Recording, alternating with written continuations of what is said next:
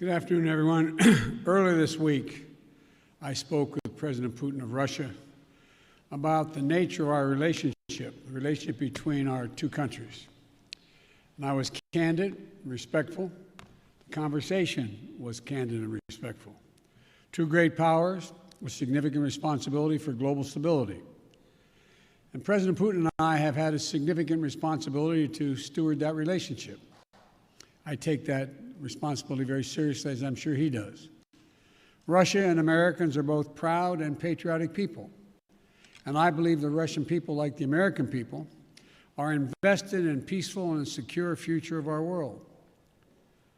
During the campaign for the presidency, I was unequivocal that if I was elected president, I'd respond to any attempt to influence our elections, the last election, and because elections are sacred.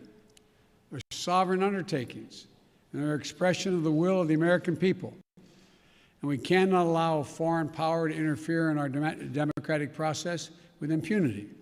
And I told them if it turned out that as I thought, that there was engagement in our elections, that I'd respond. Later, during the transition, as we learned more about the SolarWinds cyber intrusion, I made clear that I would respond once we determined who had, in fact, conducted a hack on the scope and scale that occurred. When President Putin called me in January after I was sworn in to congratulate me, I told him that my administration would be looking very carefully, now that we had access to all the data, and at the issues to assess Russia's role and then determine what response we would make. When we spoke again this week, I told him that we would shortly be responding in a measured and a proportionate way because we had concluded that they had interfered in the election and SolarWinds was totally out of the inappropriate. Today, I've approved several steps, including expulsion of several Russian officials as a consequence of their actions.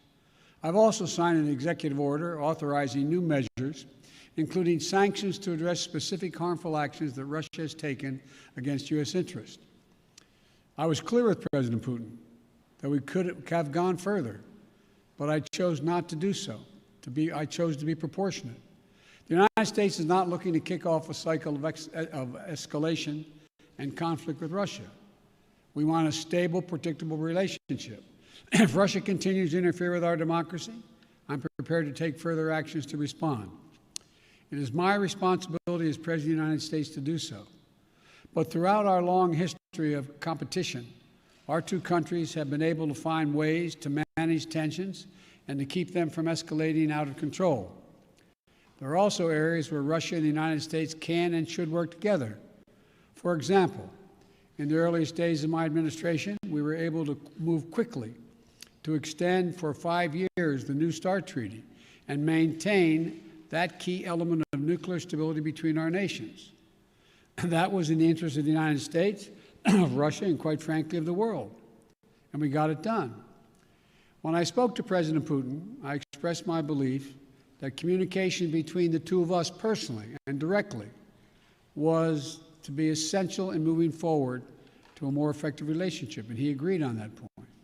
To that end, I proposed that we meet in person this summer in Europe for a summit to address a range of issues facing both of our countries. Our teams are discussing that possibility right now. And out of that summit, were it to occur, and I believe it will, the United States and Russia could launch a strategic stability dialogue to pursue cooperation in arms control and security. We can address critical global challenges that require Russia and the United States to work together, including reining in nuclear threats from Iran and North Korea, ending this pandemic globally, and meeting the existential crisis of climate change.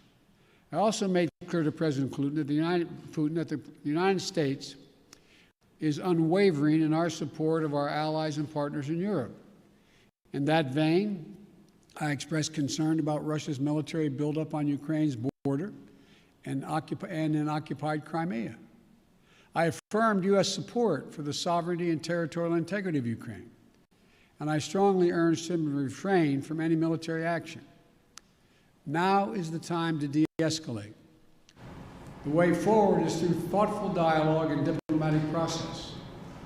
The U.S. is prepared to continue constructively to move toward that process. My bottom line is this: where there's an interest in the United States to work with Russia, we should and we will. Where Russia seeks to violate the interests of the United States, we will respond. We'll always stand in defense of our country, our institutions, our people, and our allies. Thank you very much for your time. Mr. President, did President Putin give you any indication in that call that he is willing to change his behavior? We indicated we would talk about it. I laid out, as I said, very simply. I said during the campaign, I said when he called to congratulate me on being elected, I said subsequent to that, this last conversation, that if it turned out that he was engaged in the activities that he'd been accused of in cybersecurity and solar winds and interfering in our elections, that I would respond in kind. I urged him to respond appropriately, not to exceed it, because we can move as well. My hope and expectation is we'll be able to work out a modus vivendi, but it's important that we have direct talks and that we continue to be in contact with one another. Thank you. Mr. President, do you expect to have a summit?